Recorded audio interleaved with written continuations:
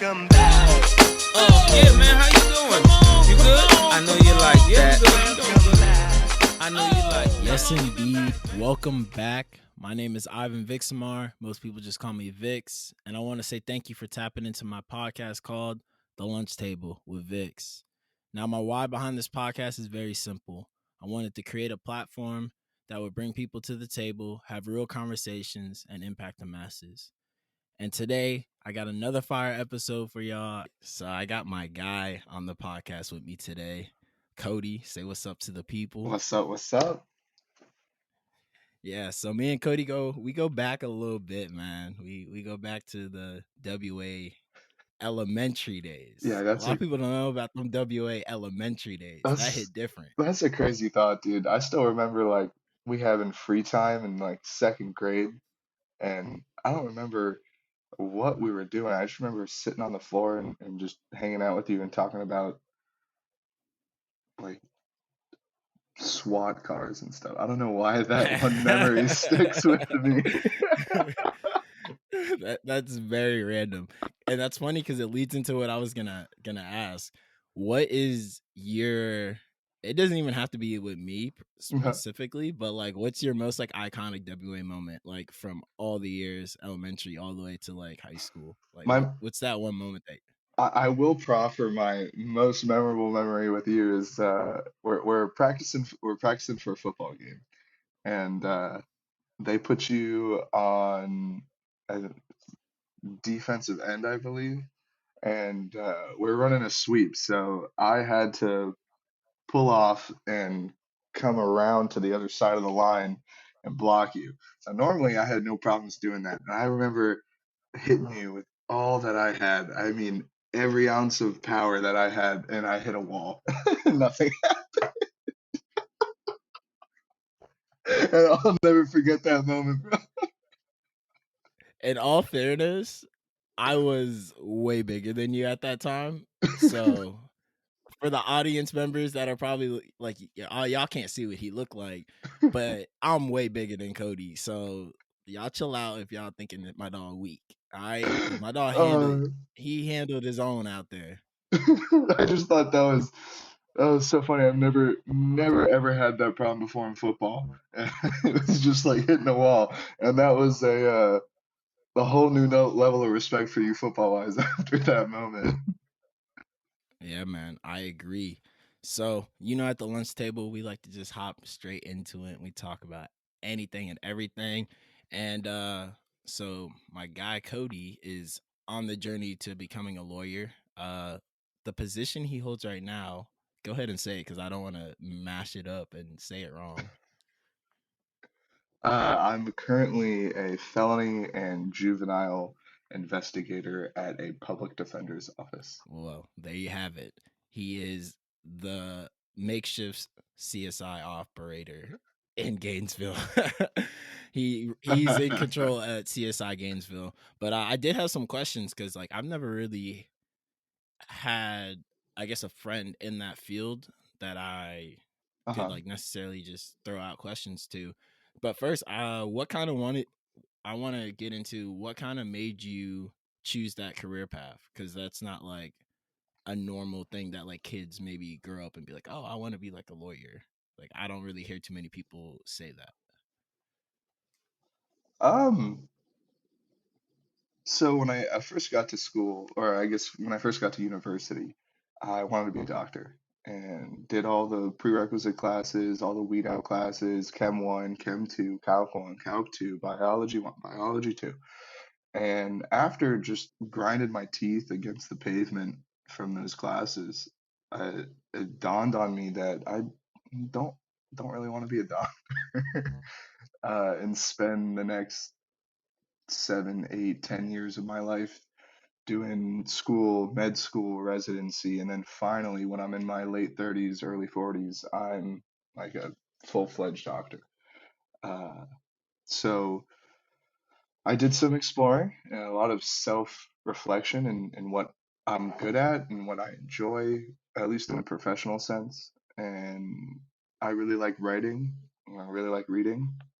And when I say I like arguing, it's not like, oh, you're position is wrong and my position is right. It's more about doing the research to support your opinion and figuring out what their argument's going to be, and then shore up your argument against what their potential attacks could be. And that's the argument I like. It's more of an academic and less of an emotionally charged argument. Uh, and then I did an internship with the PD's office and the state attorney's office in Gainesville, and fell in love with law and the lawyers and what they do and the work. And from that point forward, it was I changed my major from a STEM major to poli sci, and then also threw in Mandarin Chinese in there, super random. But yeah, changed to poli sci and Mandarin Chinese from chemistry, and haven't looked back since. Yeah, I can go on the record and say that you matured a lot because Cody, I knew in high school, literally just like to argue. I don't know if it was just like you were speaking facts or it was just the fact that you were so passionate about what you're talking about that you would just intimidate people, where people would just literally back down on the pier like, yo, it's not that serious. Like I thought ketchup was better than mustard. I'm sorry that you're so passionate about mustard. Like it would literally be something that simple that like you would just literally be so passionate about it that the person would just fold. They'll just be like, "Nah, like I'm good. I don't want no part of this." What do you feel like is the biggest problem? I guess like that one, obviously there's a ton of problems, but like what do you think is that like big problem in the justice system that like you think if they can knock this out or eradicate or whatever the word you want to use to this one thing, it would shine a brighter light and be able to do more for just all people in America as far as social or not, I don't want to say social justice, but just the justice system in America. You know, that's a tough question to answer, but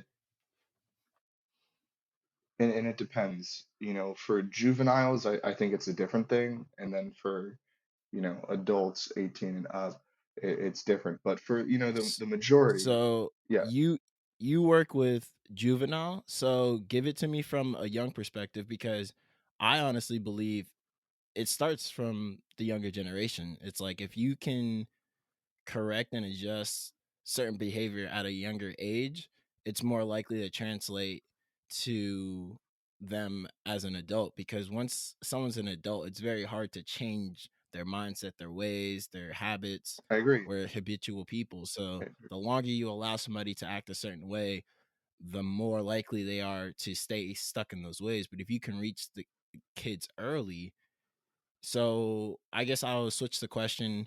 In the juvenile system, what do you think is one thing that could really, really help just the justice system at that level, at the juvie level? So at the juvenile level, at least in Alachua County, the juveniles are given ample opportunity to correct their mistake and it not affect them later in life, which I agree with. Um, they're usually given 2 to 3 chances to get everything figured out and have it all go away. But I think the issue is they need to provide more support structure because most of these kids that are reoffending, and most of the kids that do come across my desk are reoffending. We rarely get a new kid. So the biggest issue is these kids aren't getting support in their family life. They are in poverty, which means that their single parent is usually at work because at the end of the day, him or her have to make the ends meet. You know, as a parent, that is your duty. So these kids are left to their own devices, whether it's, you know, not paying attention at school or getting in with the wrong crowd afterwards. The biggest issue for me is I just don't think we have enough support structure telling these kids that, like, you know, you could make something of your life. You could be whatever you want to be. You really could. And I believe that. But we don't have enough people telling them that, and not only telling them that, but helping guide them through the confusing state that is childhood and being a mentor to them. And I think if we could put more emphasis on good teachers, good after school programs, good mentorship programs, I think that would really help with juveniles reoffending and not making it a habitual thing. Yeah. And I just think as a country, like you said, if we would put more money into preventive stuff, like preventive measures, so investing into after school programs, like investing into the school system instead of investing into the criminal justice system once they're in. Like, I don't know too much about the history of the jail system in America, but from what I understood, when it first started, a lot of the stuff was like state ran. And now a lot of the prisons are pretty much like they're owned by like people, like they're owned by businesses, or they're like kind of like ran like corporations. From my understanding, they're not really ran by the state or the county. Like they're run by just freelance like business people. Am I correct on that? Or Yeah, there's definitely a good amount of private prisons, and there's also a good amount of state prisons, and it just comes down to the fact that there it's easier to give someone a contract and have them deal with it than as a state. You have your Department of Corrections, and then you got to deal with all of that. Then you get your Department of Probation and dealing with all that that encompasses it. So it's just easier for them, unfortunately, in the money-driven society that we inhabit, to pass it off on a contract to a private prison and have them deal with it, and then the state only worries about them when they have a trial or when they get out. yeah, because if I'm a business person and I'm a wealthy, very, very wealthy, influential business person, and I have ties in the private sector of prisons, why would I try to change laws and move things around to make people less likely to go to jail? Like, I know weed was like a huge thing where like people were going to jail for like having like small amount of weed and just like stuff like that, where like other people who committed like, I guess, quote unquote, more hasty crimes were kind of getting slaps on the wrist. And if I was a business person, I'm like, yo, I want to fill up my jail because this is what's I'm getting contracted to do. So why would I try to change laws that are going to put people into my business or my line of work? So I don't know if my theory is correct on that. Like, is that kind of like the outlook that someone that is a wealthy person that has ties in the private prison sector would like? I'm assuming that's their I, mindset, because why would they not want people to fill their jails? Absolutely, and I mean that's one of the biggest issues with the private sector is that their their main thrust is to get more people in the jail because then that gets them more money from the state in contracts. So why would they want legislation that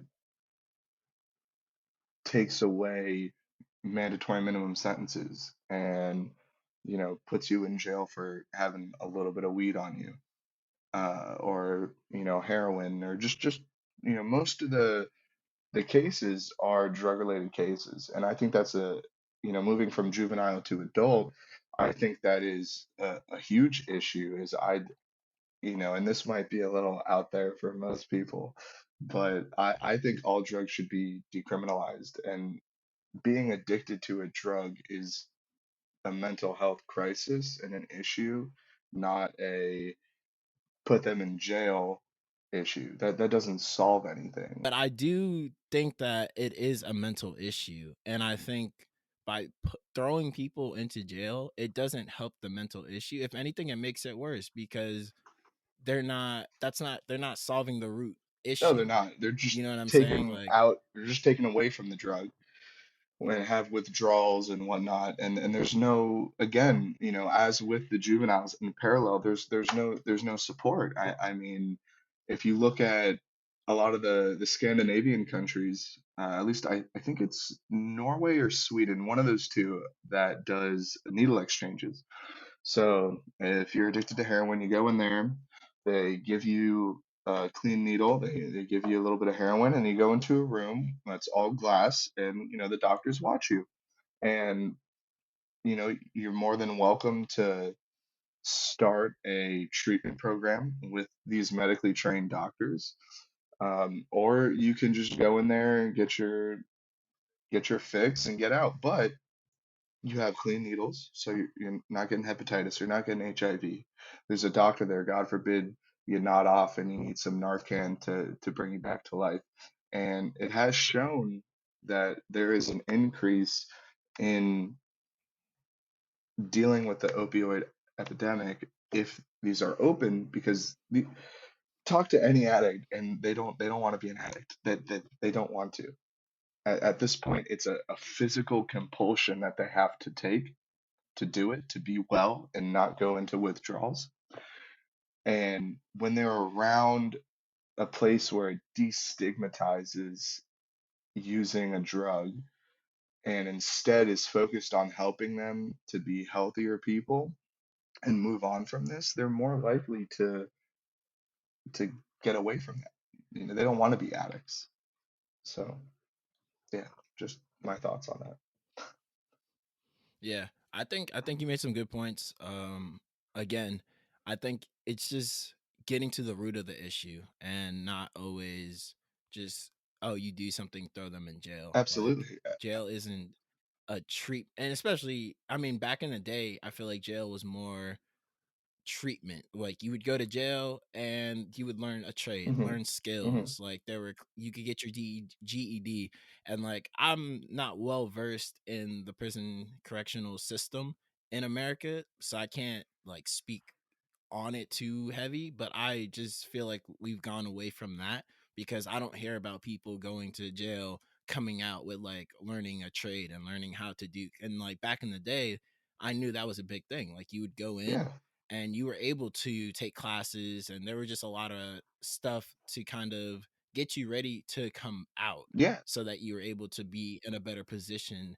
But nowadays, I feel like they send you out with the hopes that like, oh, you're gonna be back. Like, you even see it in movies all the time when they let the person out, the jail person, the correctional officer is like, yeah, I'll see you back here. Yeah. It's. Cause it's like they already know, like, you're set up for failure, Hmm. whether it's probation and like whatever like you did, you're not coming out with like a leg up on whatever you did wrong. Like, Absolutely. you're literally getting thrown back into society and be like, well, you mess up again, you're coming back in here. Yeah. And And that's really all then they're all it they're is. thrown out there with no skill. No one's helping them find a job. No one is giving them a reason to change things up. Now, there will people that argue, oh, you should give yourself that reason. But you got to remember, when you're coming out as a felon, it's harder to find a place to live. It's incredibly hard to find a job that can pay for you to live semi comfortably. And you always have that stigma that follows you around. And I think, to get back to your original question, which is what I think would be the biggest help to kind of reform the justice system, is the justice system needs to go away from being punitive and exacting punishment for the wrongs people have done in society's eyes.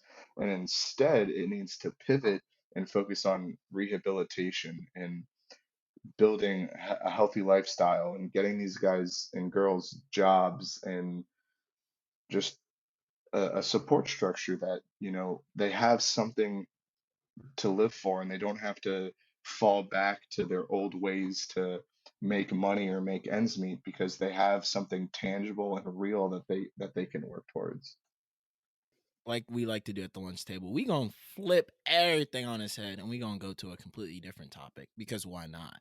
So if y'all didn't know, my dog Cody went to University of Florida, um, and he grew up a Miami Hurricane fan. And now me and Cody, back in the day, back in our heyday, we used to go to Hurricane games together. His dad had season tickets, and he would every year at least invite me to one, sometimes even two games, and we'd literally sit like on the field eating all we wanted as far as like hot dogs, popcorn, hamburgers. Like I used to go ham.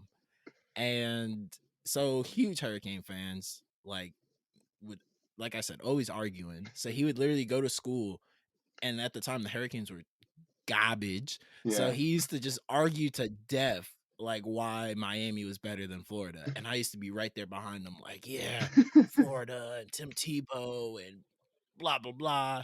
Like I was right there with him. Then all of a sudden, you know, we going off to college. This man talking about, hey, I'm gonna go to Florida. What you mean? I'm gonna go to Florida. What you mean you gonna go to Florida? Bro, you've been for 12 years telling me how Florida was trash, and now you talking about you going to Florida. This man taking pictures in a Gator polo. What?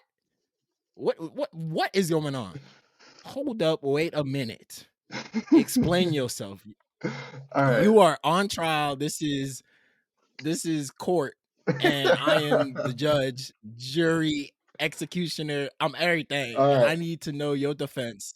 So my defense is I didn't go to Miami because they didn't give me enough scholarship money, and I did not have the money to pay for a private school tuition. So UF was the next best option. So went to UF. They didn't have to pay a dime, which was nice. And then I fucked up sophomore year, and had to pay the rest of sophomore year, junior year, and senior year.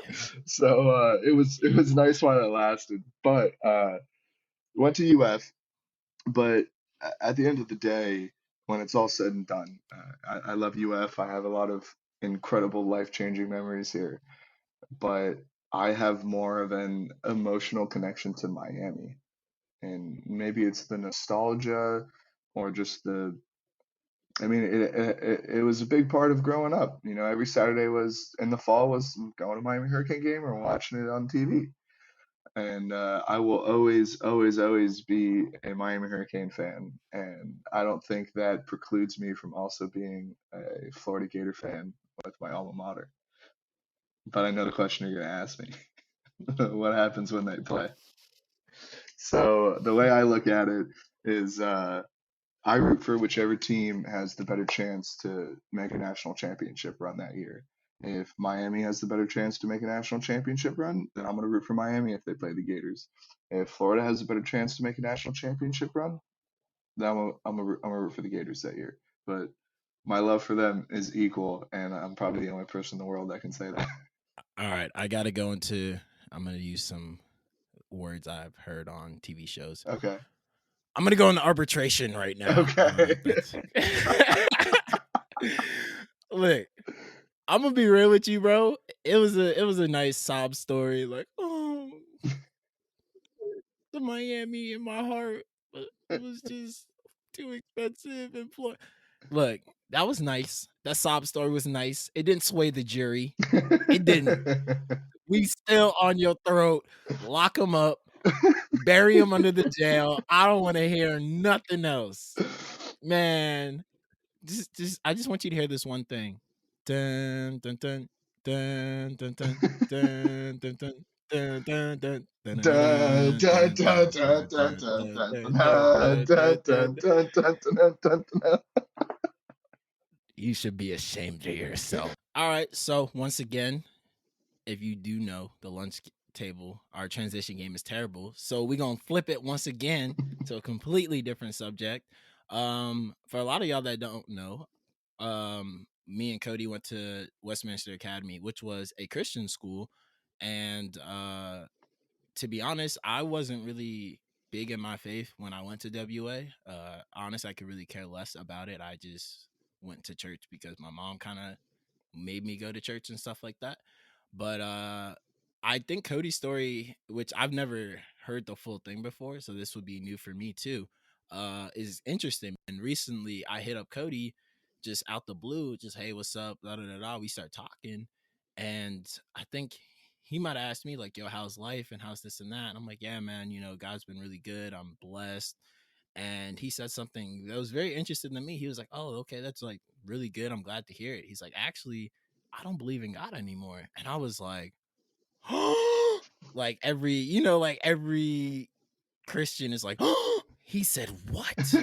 But then like, being me and me like knowing Cody, I was just like, I'm very interested in like what changed the perspective, and not even coming from a place of like judgment or like a place of like, you said what? You're not a what? You went to W. Now I'm just more just like, hey, like I want to hear this story. Like I'm interested. Like obviously, I don't want to get too personal into his life, but I am interested in what kind of changed the thought process with just your belief system and like what you believe in, because obviously now I would say I'm more devout in my faith, where back then you were more devout in your faith, as like in high school and stuff like that. So I think it's like interesting to see the switch, and I want to kind of pick your brain on your story and like what happened. Oh, wow. Okay. Um, Like I said, you don't got to go too deep into it. Just like, Kind of tethering of the story together, the little pieces, that all led to the final conclusion. Um, so uh, it all just kind of started out freshman year. Um, and I can't really say that there was like this defining moment or something happened to me or I read something that may have swayed my faith at the time. It was really just didn't agree with the teachings in the Bible. I think that you yourself are the God of your reality and your life. You dictate what you want out of life. You dictate what you get out of life. You dictate if you're happy with what you get. You are the king of your reality and your actions and your choices. And I didn't see, I don't see how you could put your faith in a God that there is no evidence of, in my opinion. And I'm sorry if this offends you at all. I don't mean to offend you, but I am gonna speak on. bro, if you don't just speak your mind, bro, come on, man. You know who you talking to. Go So ahead, so man. yeah, man. Talk your talk. I just don't. There's no evidence that for me. There's no evidence that there is a God. And then on top of it, I think what is preached is, you know, trust in God and He will provide for you. But I think that's incorrect. It's put in the work, do what you got to do to be successful and make what you want come out of this life, not, pray and hope for the best. And, there's other things that I could argue upon, but that was just one of the big things for me is there's no evidence. And then, this idea of faith, I think is very dangerous in a social sense. I think religion is good for a lot of people and helps them get through difficult times in their lives. And I'm all for that, 100%. Whatever you need to do to get through a difficult time in your life, if it's finding the Christian version of God, or it's finding Muhammad, or it's finding Hinduism, or whatever it is, whatever you need to get through, that's fine. That's completely cool with me. Um, but with that said, I don't believe in it. I think that religion, when used improperly, is a really great way to control people. And, at the end of the day, this universe is chaos. Everything around us is chaos. And what our brains try to do is bring order to the chaos. And I think Christianity or just religion in general, doesn't even have to just be Christianity, is a way for you to be given a pre-prescribed notion of putting order to the chaos of this universe. And instead of you thinking for yourself and being in a vulnerable state of not knowing and having to do research, which will affect how you think and how you see the world, but at the end of the day, it will come originally from you. I think instead, believing in that religion, you're technically just leasing their view on what this world is and how it was created and what makes things work and what makes things be the way they are is instead of coming from a place of originality and research, you're simply just taking on faith what this book says and these pastors say. And I just think that's dangerous in my opinion, because you're kind of taking away your human ability to think for yourself. And yeah. Yeah. Of course this isn't a debate show. We're all about conversations on this show. So, I'll just say my little part of it. Yeah, go for it, man. I definitely appreciate you sharing and being willing to open up. And I'm not gonna lie, when you were talking, I was ready to like but I think it's really good to be able to hear people's point of view, even when it's like very different from uh your point of view. And I think it Absolutely. takes a lot of discipline to be able to just sit back and listen. And that's something that I definitely struggle with, is just listening. I listen to reply. I don't always listen to learn.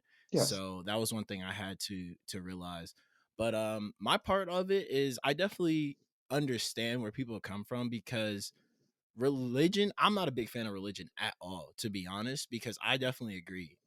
People who get caught up in religion and do's and don'ts um get caught into a very, very dangerous game of you're good if you do this, you're bad if you do that.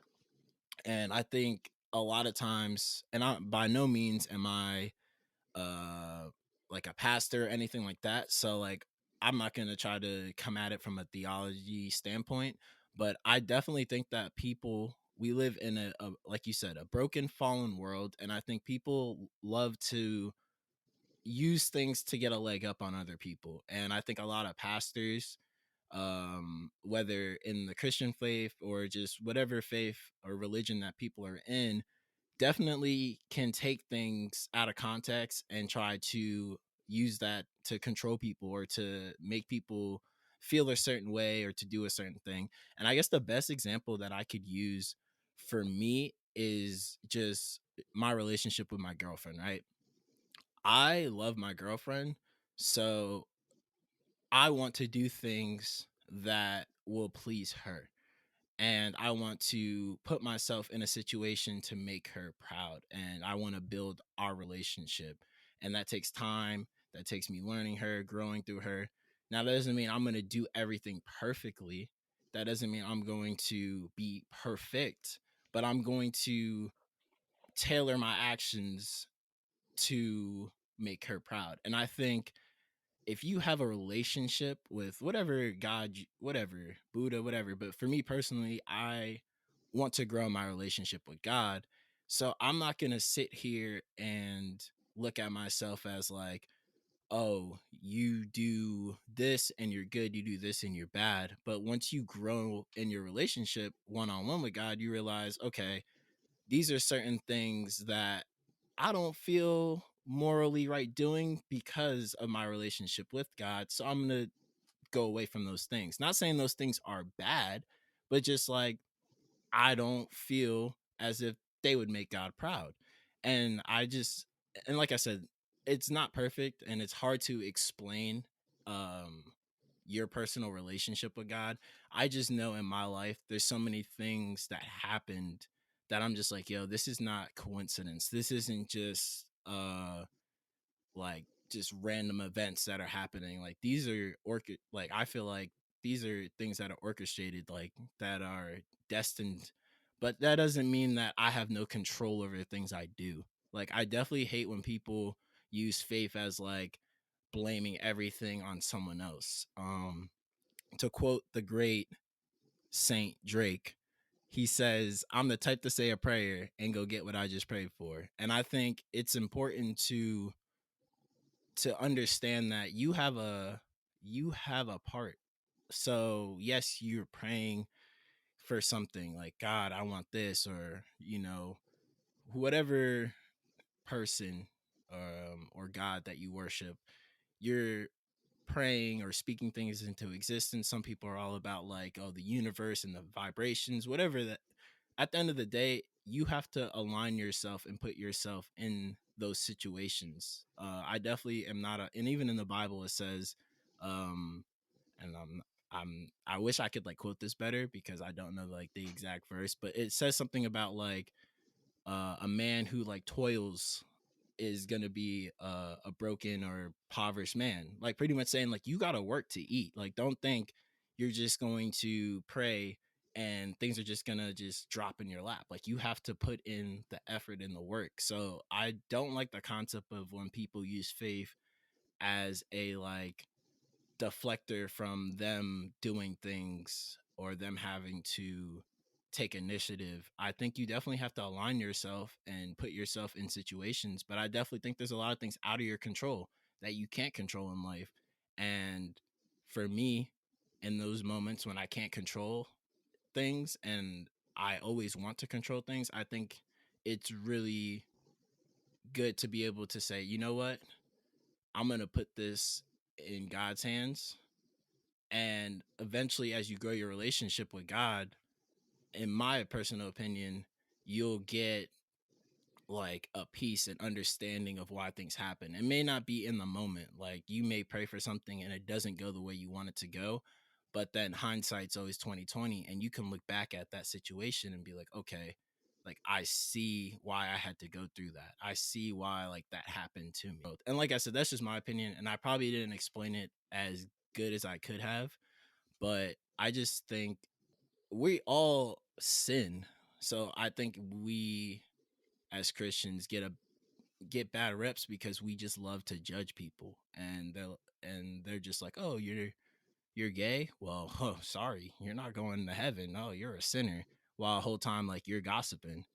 Like that's, if you really read in your Bible, that's sin too. So I think you just have to come from a point of grace. I don't know if that makes sense. No, it Like I definitely said, it's makes a very. sense, and I think one of the other is the incorrect way to look at it on both accounts. I mean, I don't think you should ever disparage someone because they decide to believe in a religion. And if that works for them, then I'm gonna support them in that belief. Like if that what makes them a better person and makes them happy and lets them live a fulfilled life, then just because I don't believe doesn't mean I should try and take any of that away from them. And on the same foot, the people that are super judgy and take the moral high ground because they chose a certain religion, or not even that they chose it, just because it was given to them at birth and they don't know anything different. um that's not right either. It's like, their own shit doesn't stink but everyone else's does. So yeah, I think you have the right way of looking at it. There's as I get older, there's no black and white. Everything is gray. It's Nothing is rarely ever as clear cut as it's made out to be. A lot of times it's usually very very gray, and you can go either way with a lot of it. But I think the way you're looking at it is very healthy. And while I might disagree with it just on a personal basis, um, I'm still going to support you in it, because if that's what makes you a better person and makes you happy and fulfilled in life, then who am I to take that away from you? And that's why I really wanted to start this podcast and this platform, because I'm not going to agree with everybody that comes on here. And also try to understand where they're coming from. What That's my biggest thing. It's like, you can tell me until you're blue in the face what you believe. But what matters to me is, why do you believe what you believe? And that's usually more telling than them just telling you, oh, I believe in X and I believe in Y. But why they believe in Y, and actually asking people why they believe in Y, and not just spouting a party line, usually gets a better response. And to kind of rebound off of what you had said, one of my favorite sayings is, everyone knows half of it, which is great minds think alike. I think everyone knows that saying. But the second half of it, which has been lost to a lot of people, I think is very important. And it's great minds think alike, but fools rarely differ. And so it's very important to have people in your life that don't, I like that. yeah, it's important to have people in your I life like that. that don't hold the same opinions as you. You want to be well rounded in this world and grow as a person. And you can't do that if you surround yourself in an echo chamber of people saying the same things that you want to hear and that you agree with. But you'll be surprised how enriched your life can be, and maybe you'll even surprise yourself on what ideas can be changed here and there just by listening to what other people have to say, and not just listening waiting for your turn to say something, but like actually listening and trying to understand what they say and being active. And that's, you know, becoming rare and rare in these days. Yeah, I agree. We could definitely go on and on about different stuff like that. I think it's really cool, like you said, when you're able to just have conversations, and ultimately that's what I just want to keep promoting through this podcast. I want to keep bringing people on who, like Cody said, aren't going to believe everything that I believe, aren't going to think what I think, and my job isn't to bring people on so I can convert them to my beliefs. It's just to open up a conversation, showing people Absolutely. that like you don't have to look alike, you don't have to believe the same things to have a conversation. Like it's a lot, I'm telling you, a lot of the problems we have in this world could be solved with just simple conversations. Absolutely. Whether it's one side, and I think it's pride too. Like a lot of people are just very prideful and it's hard for them to have those conversations with people It's hard because for them just to kill the they're caught up ego. on. Exactly. So I just think it's cool that we're able to do this. And again, like me and Cody, we've been boys since what, kindergarten? Yeah, bro. Yeah, like we've been cool for such a long time, and just to kind of see where our lives have taken that next step, and I think it's really dope, and I really think it's cool how in a way we're kind of partners. Like I said, my job and what I'm doing right now is essentially to allow kids to never see your face Yeah. And in I, the I would nicest I way would I would possible. like It's it if like, they never had to. That'd be fantastic. yeah. And so I think it's cool that we're both doing things that I would say we're passionate about. I don't necessarily think for me working with kids is my end all be all, but I definitely think it's something that I am passionate about, and I'm happy to be able to take the skills that I have and be able to use it to help somebody else, and I think that's really dope. Is Absolutely. there anything that you would like to add in or to speak on or to get off your chest or to tell all the people listening, Uh, all the millions and millions of people? get get off my chest. Don't neglect the little things. It's the little I like things that. in life that make it beautiful. It's the color of the grass on a sunny day. It's the sound of the wind going through the trees. It's the little things that make it beautiful. And as Shakespeare said, the world will sing for you. All you have to do is listen. And I think in the society we have these days where it's go, go, go, go, go, be on your phone, always doing something, I think we lose a lot of the just finding beauty in the small things, you know. And sure, does the color of the trees contrasting the green, contrasting the blue, and beautiful contrast mean anything to your life? Is it going to help you? No. But I think stopping to relax and take a few minutes to yourself and admire the beauty that's around you is important for mental health and just having a good life. In my best lawyer voice, I concur. But hey man, definitely big shout out to my guy Cody hopping on the podcast, taking a seat at the lunch table with me. uh it was just great having him on, great getting his perspective on different things. If you have any other questions, concerns, comments, feel free to DM me at the lunch table with Vix underscore after each word on Instagram. If you're watching on YouTube, like, leave a comment, subscribe, whatever floats your boat. But yeah, I definitely want to say thank you to Cody. I am not paying him. He hopped on, took about 2 hours out of his day to come hop on this podcast with me. So, Cody, I appreciate you. Yeah, It was I great had a great catching. time, Vix. It's just really good to catch up with you, man. It's been a hot little minute, bro. I actually think it's been like 7 years since we've seen each other last. That's crazy. I know, and That's wild. it's really good to see you and talk to you, man. It's been way too long, and the funny thing is, my dad always asks about you every time I see him. Every time I go down to visit him, he's always like, "How's Ivan doing? How's Ivan doing? How's Ivan doing?" And I'm like, I gotta hit him up. I can't answer that question. It's like, to be honest, I don't know. Is he still alive? Let me go check on him. So yeah, I mean, you Nah, made an man. impression on my dad too. He still always asks about you. Um, yeah, man, you played a big part in our lives, and I appreciate you. Yeah, man. I appreciate y'all. So, y'all heard it here first. Got my guy Cody on the podcast with me. Like always, more life, more blessings. I love y'all. Peace. It's a shabba thing, ling-a-ling-a-ling, gold bell a ring, knife and fork a fight for dumpling, booyaka, booyaka, for shabba ranking, shabba.